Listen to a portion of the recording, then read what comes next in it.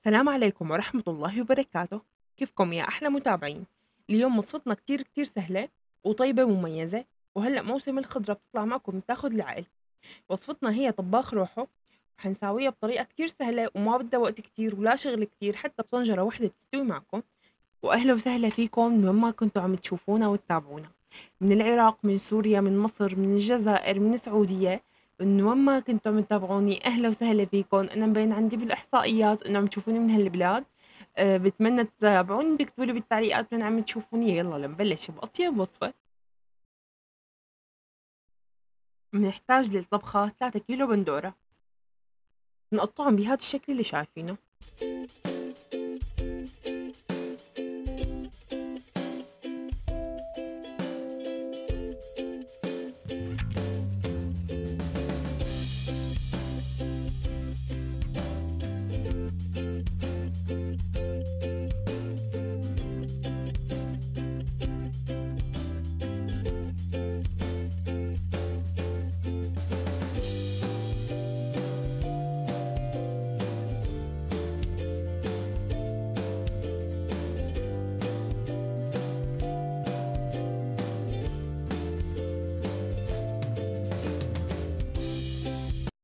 بخلص الكمية وبرجع لكم.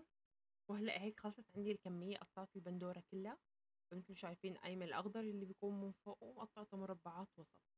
هلا بدي بصلتين كتير كبار نقطعهم جوانح، يكونوا جوانح وسط، لا كتير سميكة ولا كتير رقيقة مشان تبين معنا بالطبخة.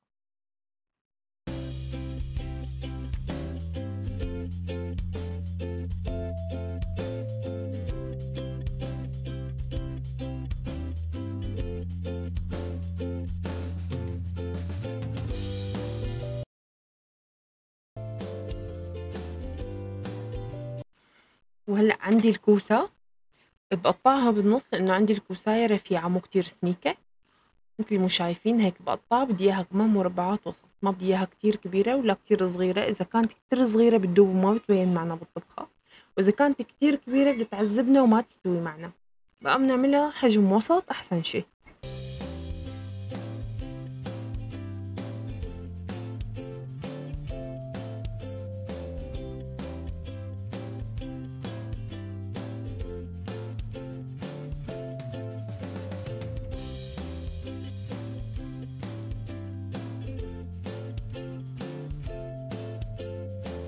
هلا هيك عندي صار البندورة والبصل والكوسة. في عالم بتحب تحط باذنجان، هذا الشي بيرجع لكم اختياري. بحط لهم ملح وفلفل حسب الرغبة. طبعا انتوا قديش بتحبوا تحطوا كمية الملح. انا حطيت معلقة فلفل ومعلقة ونص ملح. اذا بتحبوا لا تكتروا، فيكم انتوا عم تطبخوها تذوقوا الملح تبعها وتشوفوا. بس بخلطهم تخليطة صغيرة. حاول خلي قد ما اقدر البندورة تحت. هلا انا عندي اللحمة او العصايص اللي بتحبوا تحطوها. انا سلقتها 10 دقايق بقلب طنجرة البخار، مشان تدوب عندي يعني اكتر، تعطيني نتيجة انه هي ما تاكل معي وقت كتير كبير بالطبخ، ولانه طباخ روحه ما كتير بياكل طبخ. فاذا بتسلقوها شي 10 دقايق يفضل، بتطلع معكم الطبخة اطيب واظرف. حتى لا تكتروا لمرقة وقت تسلقوها، يعني شوية مرقة صغيرة. وبتسلقون 10 دقايق، بعدين بتطبقوا الطبخة مثل ما شايفين. خليت الكوسة والبصل تحت والبندورة من فوق. هلا بنحط لها معلقتين سمنة، وبنشغل الغاز عليها على نار قوية، وبنغطيها نص غطا، يعني بنخليها نص مكشفة. وهلا هيك بعد ما غليت بنضيف عليهم معلقة كبيرة من الثوم ومعلقتين كبار من النعناع اليابس.